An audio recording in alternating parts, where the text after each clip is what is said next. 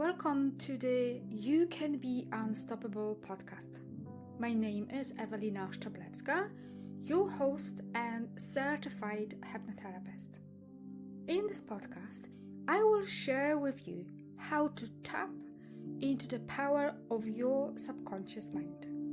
I intend to share with you how learning how to use the power of your subconscious mind can help you to create a successful and abundant life with ease, how to connect with yourself while fostering a healthy relationship with your body and mind. Tapping into the power of the subconscious mind will help you to learn how to manage your emotions, become more resilient and present in all of your relationships. Self-love and self-worth are the keys to the kingdom of success and abundance, to happy and healthy life on your terms. Hello, welcome to another episode of You Can Be Unstoppable. I want you to welcome Natalie Ryan Herbert, my friend, my teacher, and a colleague, if I can say this, over the years. So welcome to the episode. Thank you, Ewelina. The transformational therapist coach who uses fine-tuned intuition to help people shed the layers of conditioned limitations. Absolutely love that. Yeah, it's a good way to put it. That's what it is. You know, there's so much. We're our own bottlenecks to everything that is out there potential-wise for us and within us, but we hold ourselves back. And so I love helping people I call it shedding the skins, because it's much like a snake has to shed its skin every time it grows a bit bigger, or a tree has to shed its bark if it wants to expand into the next version of itself. And I think we are the same, and it's just how many times are you willing to shed the skins, and are you brave enough to let them go so you can become more? So that's a lot about the work that I do that I'm really passionate about, is helping people grow into their potential faster and with less effort as well, because we struggle a lot against the potential within us trying to expand us and these conditioned limitations that want to just keep us, in inverted commas, safe, even though it isn't really safety. Like this, it's like shedding, like this snake sheds the skin when it grows and evolves. And that's exactly, we need to be able to let go of our past limitations to grow. But how would you suggest someone who is stuck and it doesn't really know what to do? Because that was definitely me. Like, I was stuck in my vicious circle of limitations, but I didn't know how to get off that hamster wheel. So if you present it with a client like that, where would you direct them first in terms of the beliefs and the past conditioning, where they can take that first step? The first thing I do when I work with someone is first we need to just talk. And so you can just, let it all out. Tell me what's going on. How are things? Where do you feel stuck? And I listen for the kind of the words that stand out to me, because people get stuck in different ways. For some, they'll talk a lot about money, for example, and feel like, oh, I just feel bad charging, or I don't know, I'm afraid of what people are going to think if I put my prices up, or I'm a healer, so I feel bad asking for money. And so they'll just blurt out, and I go, okay, I can see what's in the way here for you. This is money stuff. This is down to believing that you offer enough value to charge what you do. And so we have to sort of work on that.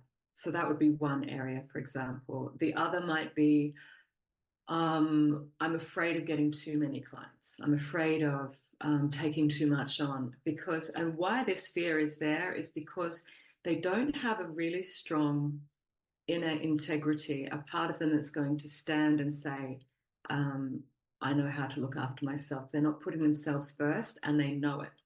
So this is where you might not realize it, but you have unchecked people-pleasing tendencies that make you feel unsafe to take on too many clients, because you know that there's no end to what you'll give. People who, for example, will answer messages after hours, who will get on a call with clients who haven't paid for that part of it, but will sit and have an hour talk with them outside of their session that's not part of the package, or just overgive and not feel safe that they can hold the boundary for themselves. So that comes out sometimes where people are feeling burnt out and they haven't even already got that many clients, or so it's a capacity issue. So that might be what it is. Now, where did you ever get this belief that you could only be liked and accepted if you overgave? And it's the self-worth thing, really, when you see that, because they feel like they have to compensate for something that is lacking within them, instead of realizing I'm already valuable as who I am, and what I give, I receive in a transaction equal to the value, not I have to keep giving more. So there are a couple of examples, and I've got many more, but we'll go into that. I suppose we'll talk. I'll let you get a word in. I believe that a belief is just a story that we repeated over and over, and so often and for so long that it became our beliefs. And also, beliefs can be something that we've heard from our parents over the years and throughout the childhood, that it became part of who we are. And what I find quite often is people don't tend to pause and say, why do I believe this? Is this even true? Can I let this go? Do you think this is one of those things that really hold people back from even opening themselves up to the possibility of what else is out there for them?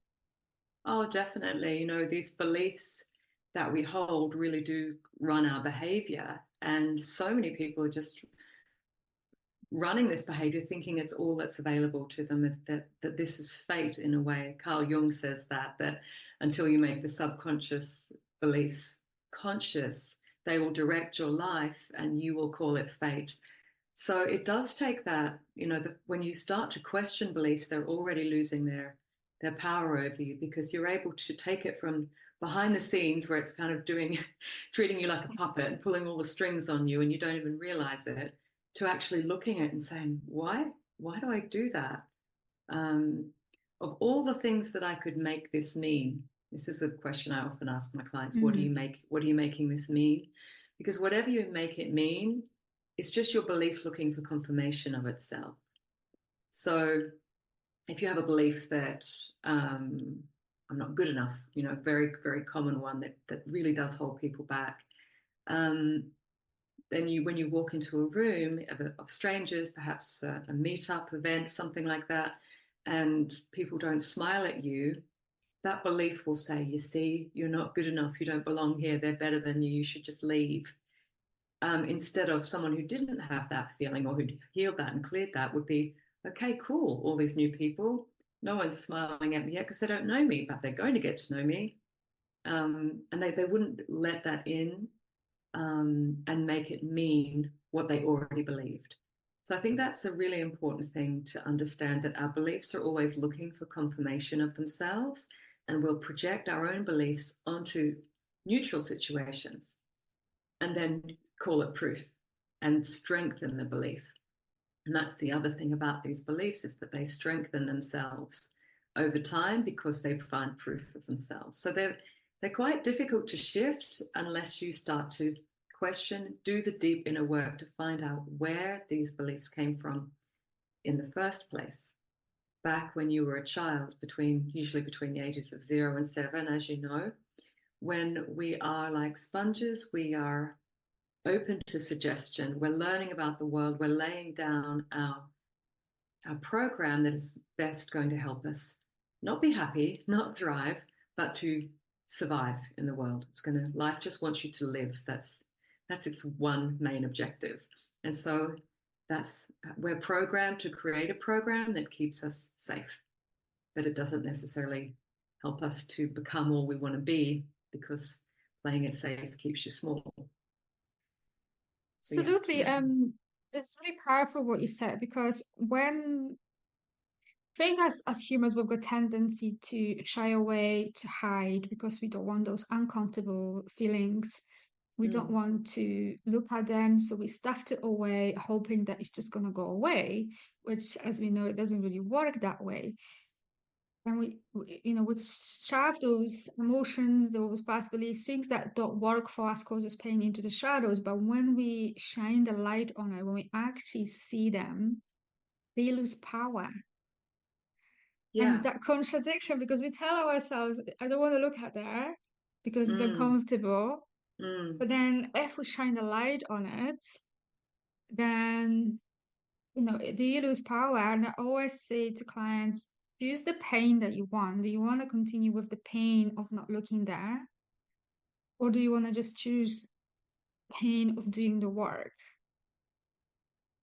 The pain of not looking there versus the pain of doing the work. Yeah. And the pain of Yeah. doing the work, we do. I mean, even when I have sessions myself, I feel that reluctance and that resistance come up, because I know, and I'm used to it. So I don't stop. I go, yep, this must be a doozy this time, because it really doesn't want me to uncover it. But then the rewards on the other side are so great, the freedom. And I think the pain that we're feeling, it is that feeling of, it's like a hermit crab has crawled into this protective shell, but then the hermit crab grows and the shell is just, you can't live with it anymore. You've got to get out. It's not safe anymore to stay in that shell. You will be crushed. Your potential won't be able to expand, and you will feel stuck, depressed, lost, stagnant. And that is, I think, the pain that drives us to transform, when we realize I actually can't stay here. This isn't safety. I thought it was, but actually, if I don't get out of this restriction that I can feel, then I'm going to be crushed by my own resistance. And And yet so, we hold on to it because there were the strategies that we developed over the years, and they were some degree helpful, I guess, when we created them. Unfortunately, over the years, they've lost the power to do what we want them to do. Yet we keep holding on to them. Where would you say is so strong in people that need to stay where they are and not going out of the comfort zone to grow and evolve and do the work? And yes, it's uncomfortable, but the rewards are great. I think because the belief has been, the strategies, the beliefs, the coping mechanisms have been set up, and within them is sort of this code that says, this is the only way you're going to be loved. Is the only way you can be safe. This is the only way you're going to belong. And if you get rid of this, you are going to be in the wilderness. And so we hold on to it thinking, I cannot ever lose this. This is protecting me, because it's set up by a very young version of ourselves. So on one hand, it's set up for, say, a 2-year-old that that may be misinterpreting what's happening as well. It is the perception of a child that sets something up. And I'll give an example, because it's all very intangible when I speak about it without examples. So let's say this is a client scene that has just stuck with me it's just so visual and so moving. So she came to me because she was just really indecisive. She couldn't make decisions. She had a part that was protecting her from making decisions. But you can't get to 47 and not make decisions in your life. If you're a business owner, you have to be decisive, otherwise it slows you down. So this protective measure she'd set up was really becoming quite dangerous for her to keep. So she knew that, but she wasn't sure why she found it so difficult to trust herself. And one of the scenes that she went back to in hypnosis was when she was 2 years old. Her mum was always stressed and upset that the house was always a mess. And so this little girl thinks, I know, I'll help mummy and I'll clean the kitchen floor.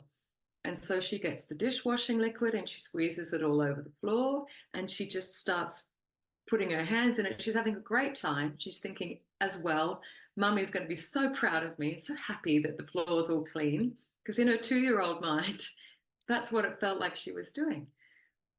So that's her idea. She thinks she's going to be praised. It feels good. And her mother comes in and shouts at her and gets very upset and throws her hands in the air. And, it's like the worst thing she could have done. And this creates this massive confusion. And this is where these beliefs that come to protect us get laid down, through that confusion, through cognitive dissonance. On one hand, I thought that Mum would be happy and would praise me, that I was helping. But now I've actually upset her. She's very angry with me. And this must mean I can't trust myself. My decisions are bad. The things I think are good are wrong. So I'm never going to trust myself again. I'll always look outside myself and check, what do other people want me to do? And I'll just do that. And that had been running her life for 45 years.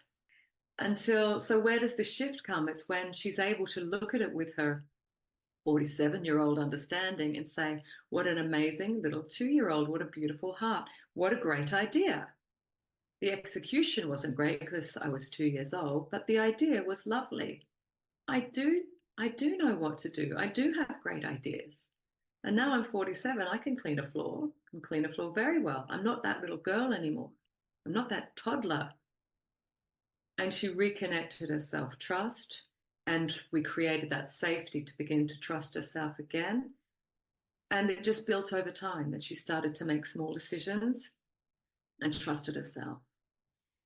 And I'm going to let you talk in a minute, but I've got this train of thought.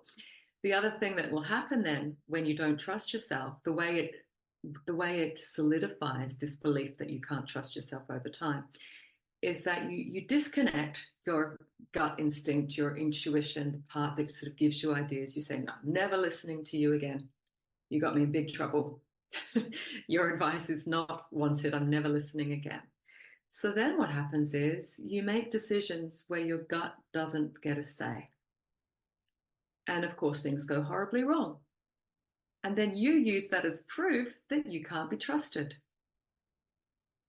Which is ironic, because had you just listened to your gut, things probably would have gone well.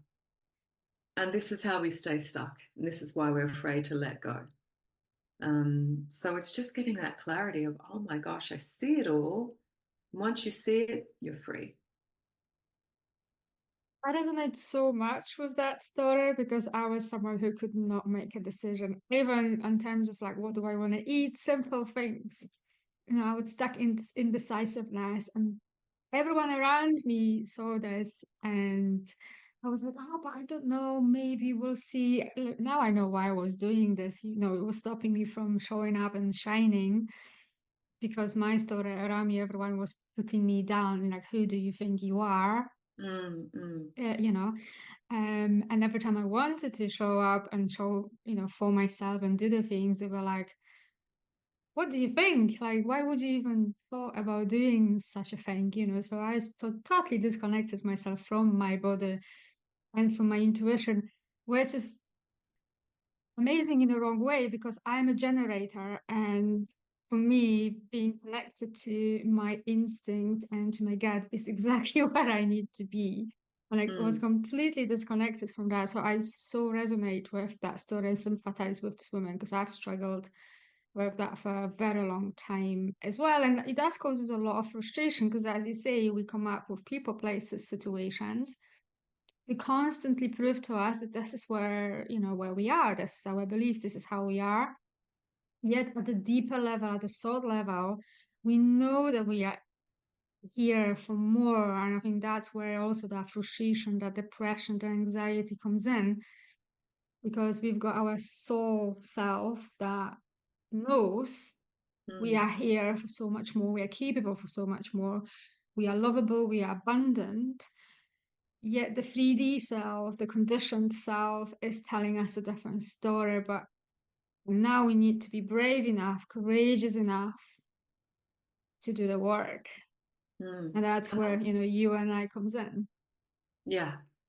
And once you do start doing your own work, where you start bringing your shadows into the light and you realize how we work, you realize how you've been operating, you also look around and go, my gosh, everyone's operating like this. And those people who say to me, who do you think you are? Their shadow is being triggered by my light. Yeah.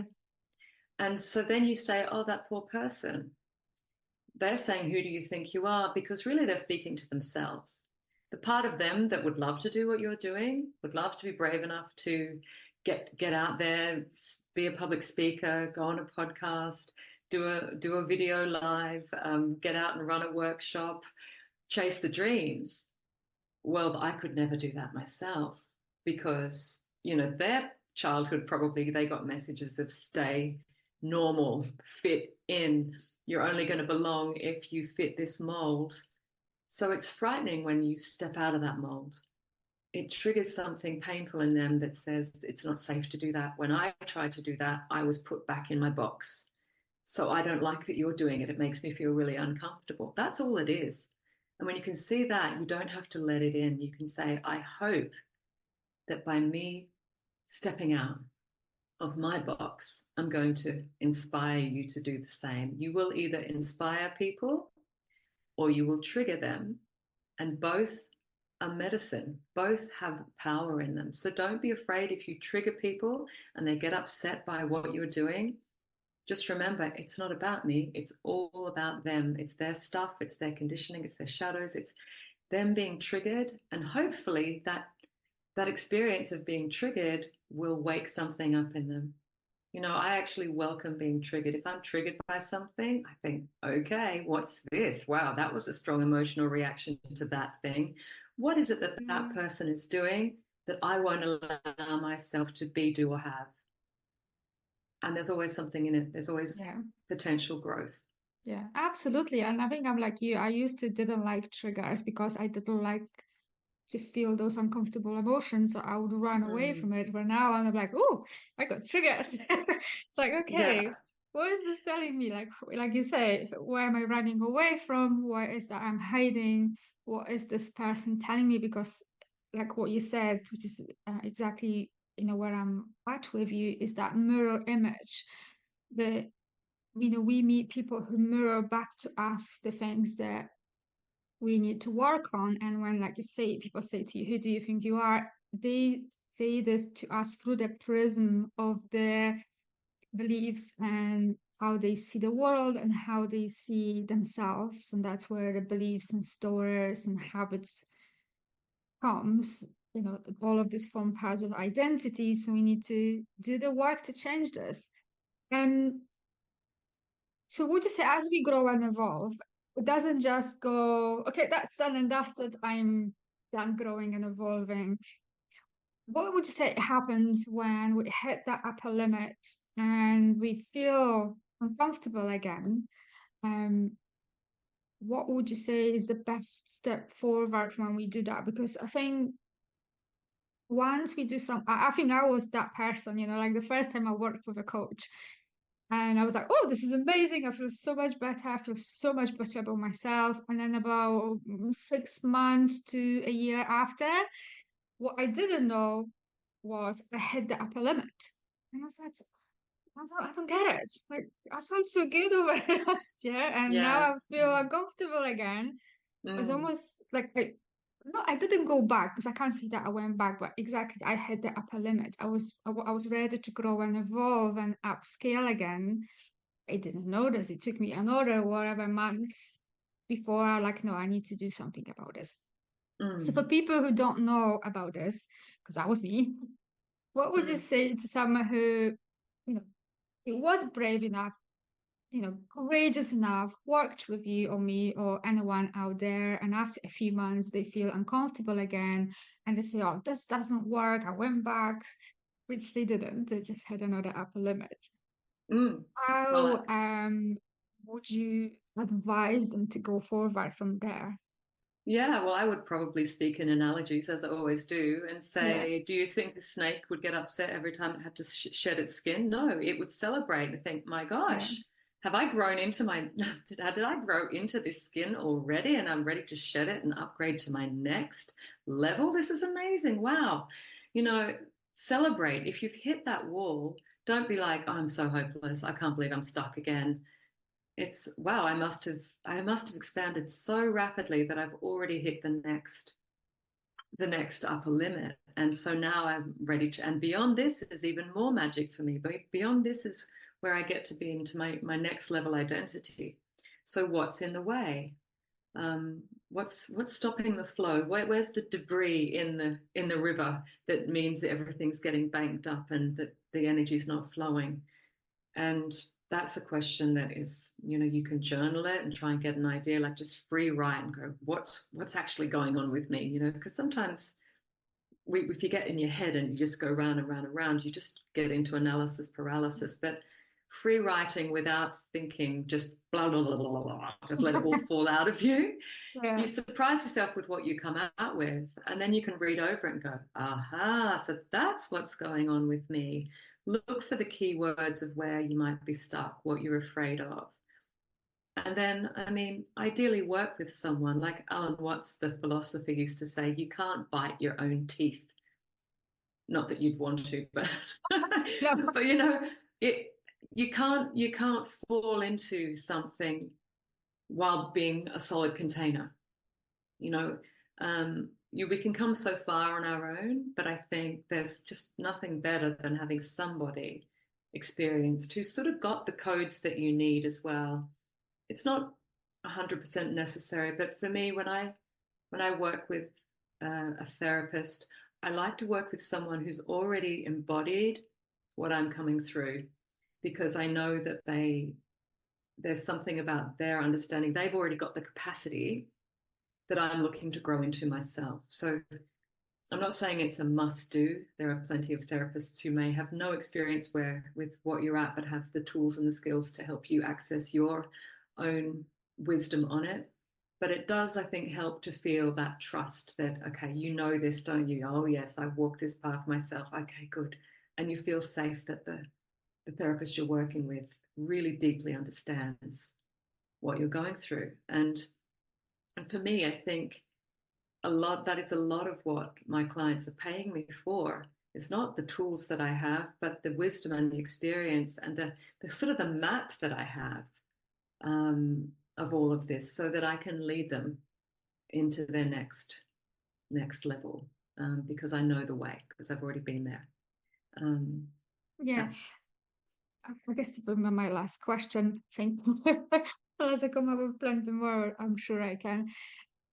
When I introduced you in your bio, it says, you help people to shed the layers of conditioned limitations, which I totally agree, because we come here, tabula rasa, blank, and we take on board and from family, the environment, the society that should all of those influences us in terms of what is our identity. However, that doesn't necessarily mean that it's aligned with our authentic self, because most of that we didn't choose consciously to take on board. It was given to us, or we took it as such because we were too young to consciously say, oh, I don't think I like that belief, I'm just gonna let it go. It was mommy and daddy, then we assume this is exactly what it is. So I'm not yeah, so sorry, continue. Doing all this work, do you think that it helps us to then align with our authentic self? And then by doing this work, we can be more in our actions, more inspired by who we actually are, because when we take action from this place where we are without doing the work, it doesn't necessarily come from the soul, from absolutely who we are. We do the work because we want to please someone else. We do the work because this is our conditioning. We do this because this is who we think we are. But when we shed all of this and we align more with who we actually are, then the actions that we take bring so much more joy and pleasure, inspiration, because we are aligned with those actions at such a deeper level. So A very long-winded question, but I hope you. Yeah. So I think this sort of ties into what I often say, that authentic aspiration leads to inspiration. So aspiration is, what you hope for, what you dream of, what you feel like, oh, this is what I really want. Sometimes the aspirations can be inauthentic, meaning they're externally motivated. If I just get this brand new BMW, then everyone will think I'm, successful. Mum and dad will finally know I've arrived, and dad will finally be proud of me. That's not coming from you. That's coming from, I'm going to be who I think others want me to be. And it can be a really good motivation, like a whip cracking at your back to keep you going up the mountain. But it's not the same as up the top of the mountain is that beautiful diamond you've always dreamed of, and you're going to get there, and you don't need a whip because the journey is what you're meant to do. And I think it's important to check, like, what are my aspirations, my hopes, and my dreams? Are they coming from a true place inside of me? Because if they're not, it can feel like a real struggle. You can feel this resistance, this resentment almost, and you can think, why do I feel so resentful about having to do this? Well, it's because your soul is quite upset with you because you're playing a role instead of being who you are. And I think that's our biggest, I would say, challenge, but yeah, maybe that's the word in life, is to work out who we are. What is another thing Carl Jung says is, you spend the first 40 years, maybe it's less, of your life forming your identity, and the next 40 years undoing it. Trying to find out who am I? 35. that could be it. Yeah. I think it's 35. They say that after 35 we shape who we are, and then we spend the rest changing that, which it makes sense, that the prefrontal cortex growth involved till we about 25. So that completely makes logical sense. And I totally agree with you here, because it takes a lot of courage, I think, personally, to stand out from the crowd, stand out from what society tells us how we should be and how we should be living, what we should be aspiring to have. I think it takes a lot of bold moves and courage to say, actually, it doesn't feel aligned to me. It doesn't bring me pleasure. And you can see this all over the place. There's so many people who live the lives of how the society tells us to do. At some point, they realize, actually, I'm not happy. Yeah. But they bought into that. Exactly. It's like they've gone all the way up the wrong mountain, and they get to the top and there's nothing there. And they go, who have I become? I don't even like myself. What have I done? Because they went up the wrong mountain for the wrong reasons. And I have plenty of clients at very high levels who've got to the top of the mountain, and then they come to me because they're like, this wasn't it. Help me to find what's real, because I've climbed the mountain and I've got to the top, and it's not what I thought it was going to be. Absolutely. Yeah. So instead of working towards these have to goals, you get the want to goals, where you're driven by, I'm always saying, follow the enthusiasm. Follow the enthusiasm, because that is the language of your soul. Saying it's lighting you up, is bringing you joy and bliss. That is your soul saying, yes, more of this. Yeah. And I think also being connected to your body, because I think as a society, we've been taught to live neck up in our heads. And we are so disconnected from how does it feel in my body. I know of people who are so disconnected and abuse themselves to the point that it's comprehensible, but because they were so disconnected, they didn't feel the exhaustion, the pain, and then the diseases that followed. It was only when the disease happened and they were forced to stop, to slow down, to reevaluate where they are. Wow, now I get it. And I think sinking back into your body and asking your heart, your gut, your body, like, everything but your head. Yeah. Because the body is sort of the subconscious mind's messenger. Whatever can't be expressed consciously will sort of will get stuck in the body, and then you'll start getting these signals of, oh, my shoulder's really sore, I've got a very bad hip. And often it's symbolic. I have clients who've come with hip pain, and when I speak to the part that's creating the pain in the hip under hypnosis, it's got a role, and it is to hold her back from taking the next step forward because it's not safe. It's really interesting how the body is the messenger of the subconscious mind. And so if you start getting aches and pains in certain ways, and they come in all sorts of forms, like I feel like I've got a stone in my stomach, my heart's really tight, it's all really tight in my chest all the time, or I feel like I've got a constant lump in my throat, or my back's sore, my lower back's really bad. All these aches and pains have emotional root causes that are just trying to find expression.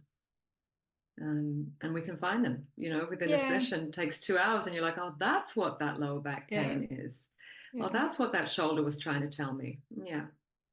It's a layered approach, I think, because I've had so many sessions, and every time I uncovered something else and something else. And also from what you said, I believe we need to be ready to do the work. Because I remember being in a session, anger came up, and the person that had the session with really wanted to go there, and I was like, no, there's nothing there. It's like, absolutely no. And we didn't, because I was like adamant, there's like nothing there. And I think it took me a few more sessions before I went, I think she was right. Yeah, I'm ready to face this. There. That's right. You have to meet yourself.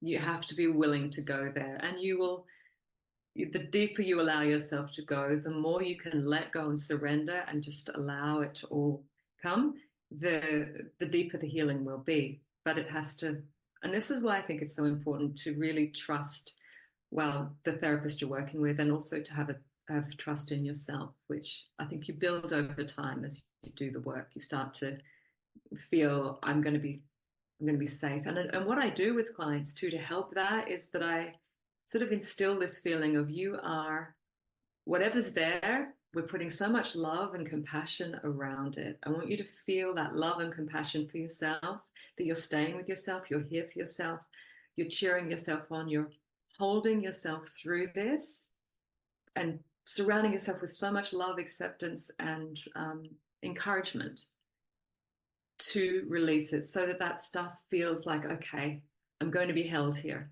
I'm not going to be rejected, because how often do we reject ourselves for negative emotions? So no wonder they don't feel safe to surface, because we get upset with ourselves. It's not the emotion that creates the pain. It's our resistance often to it, our judgment of ourselves, like, oh, I'm so weak, I'm too emotional, what's wrong with me, why am I sad, I've got nothing to complain about.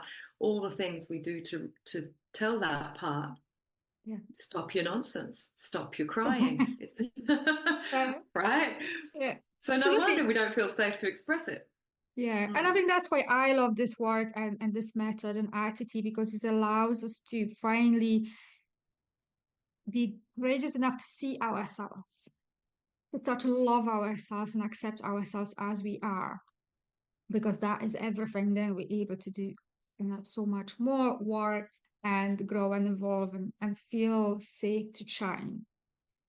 So this podcast is titled "You Can Be Unstoppable," because I really believe in that every one of us can be unstoppable in our own ways. There's not one way for everyone. How would you advise the listeners, if you can give us 3 steps to embrace their unstoppable self, their authentic selves, to shine and to show up as if it's them? So it might take more than 3 steps, but I'll give you the process. Find the trigger. So be aware of, if something upsets you, get excited. Okay, cool. There's something here. There's a shadow in myself that is being exposed here. Own the emotion that comes with it. What am I feeling? Am I angry? Am I jealous? Am I really sad? What's the emotion? And then, because we're very rarely upset for the reason we think, it's very often that a wound is being triggered. It's something from a long time ago that's still sitting within us, and now something's activated it. It's like a grain of salt has been thrown and hit the wound. And the grain of salt's only really small in the grand scheme of things, but because it's hit something painful, it feels like a big deal. And whoever's thrown that salt is going to get, your anger or your sadness or whatever probably put on them, even though it's within you. So you've owned that emotion. And then sitting with it, ask yourself, where do I know this from? And just sit and allow that emotion to show you where you know it from. Where do I know this from before? What's the earliest recollection I have of feeling just this way? And you might think you're upset with your colleague at work, but actually it's your brother. And you didn't, and when you go back, you went, oh my God, this is my brother I'm actually cross with. This is because he always got away with everything. And my parents had a different set of rules for him than they had for me. And I'm actually super angry about this, and I've never been able to express it. So that's what's going on. And then it's really about where the shift happens. But first you have to go in and go, what is this really? Is to bring the adult awareness that the person you are now as a grown-up, bring that awareness back to the child's experience, validate their feelings, say, I completely understand, you're right to feel this way. And also, here's another way to see it. Here's what you didn't know then that I know now. And also, that's not you anymore. This isn't going to be like this forever. Look who you grow up to be. You grow up to be me. This is going to be okay one day. The things you started to believe, they're not true. You're going to let them go. And then you solidify, you undo, you upgrade the beliefs for your younger self, and you solidify the new ones. And that's really what we're doing in RTT through a very incredible process that's all done in hypnosis. But the process is kind of the same. Like, something's upsetting you. Where's it come from? Undo it, solidify. So they're the steps I would take if you're stuck. Right. Beautiful. I think you can be managed in 3 fine. I know it is such a vast topic that we could be talking for a long time, because there's so many angles that we can take. Is there any final thought of wisdom that you would like to share with the listeners? I think really the most powerful question you can ever ask yourself is, what am I making this mean? That is shining a spotlight on what you believe, because your beliefs will create the meanings. And then you can question the meaning that you're making. And that's the way to find the beliefs that drive you. So just remember that in your relationships. What am I making this mean? If something happens, what am I making this mean? And start changing those meanings just by questioning them. Yeah, absolutely. So where people can find you, how they can work with you? Yes, so you can go to my website. It's Natalie Ryan Hebert. So it looks like Herbert when you see it, but it's Hebert, so Hebert. Natalie Ryan. Sorry, I think I said Hebert. your name wrong. Don't worry, everyone does, and even the bank spells it wrong, because it's just there's a perfect example of, we see what we know. No one knows Hebert. They just see Herbert because they just put the R in even though it's not there. So perfect example of how our brains work. So NatalieRyanHebert.com. It's /Natalie Ryan Hebert on Instagram, /Natalie Ryan Hebert on Facebook. You can just Google me on podcasts all over Spotify. I've had lots of interviews where we have lots of fascinating conversations like this one. And yeah, working with me can be a breakthrough session where you have a 30-day experience with me, or I also create custom packages for people depending on what they need. Beautiful. So thank you very much for coming along and having this fantastic and insightful conversation. Thanks so much for having me. Thank you. And I see and hear everyone next week. Thank you for listening. If you found value in this podcast, I would like to ask you to leave a positive review explaining how this episode helped you to improve your life. I ask you to do this because this will help other people to improve their lives as well. Share and spread the love all around you. Raise your vibrations to improve your life. If you would like more transformational content like this, connect with me on Instagram. You can find a link in the description of this podcast, and I'll see you over in the next episode.